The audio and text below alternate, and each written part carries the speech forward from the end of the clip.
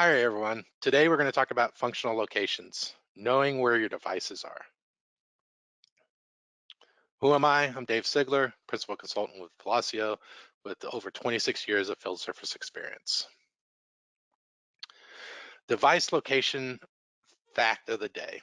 Identifying the expected location of the device your resource is scheduled to perform service on will limit the amount of searching required and assist in identifying the correct point of contact.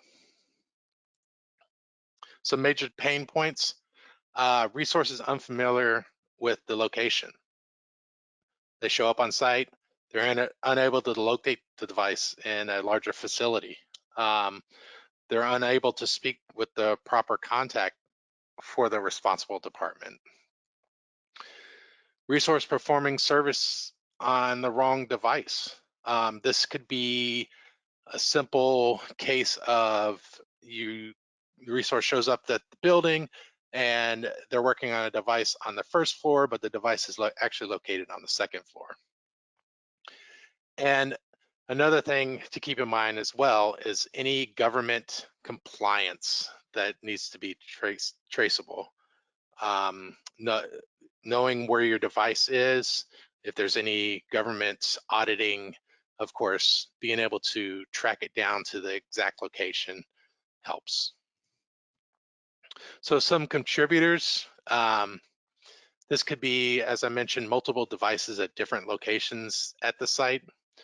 You could have a site that has 100 of your devices, and if you don't have a way to identify where in the site these are located, it could be pretty cumbersome for a resource to track it down.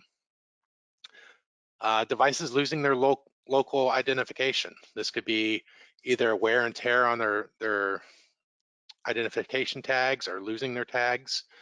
So you could walk into a facility and there's multiples, and of course, knowing the location will help you identify it as well.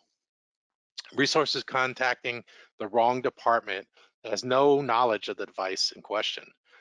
This could be as simple as I mentioned, you go into, the resource goes to building 1 and calls the contact on the first floor, but the device is actually on the second floor. So right now, what I want to look at is properly using functional location within Dynamics 365.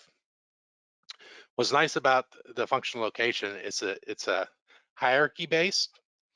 So from the image that you see on the right of the screen, you can see that A Datum Corporation has a headquarter building, has a building 1, and then as you tier down, you can actually see that it has a first floor, it has a trace lab, and then it has 2 separate benches within there, and you can see that you have a device lab test machine 10 that's on bench 2 and lab test machine 5, which is on bench 3.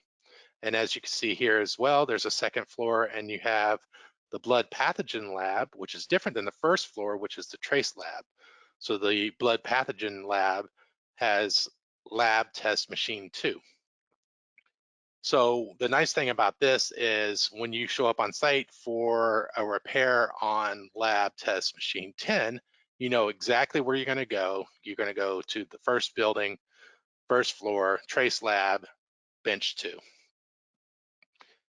Also on here, you can see that I have a contacts image, and this is on the account record so that when the resource knows that they are going to go work on lab test machine 10 and it's in the trace lab, they'll go into the contacts and see that Renee Valdez is the trace lab manager, and so they know that that's the person to contact. So in closing, with the use of functional locations, your organization will ensure the resources are able to quickly locate the equipment they are scheduled to perform service on and who they should contact.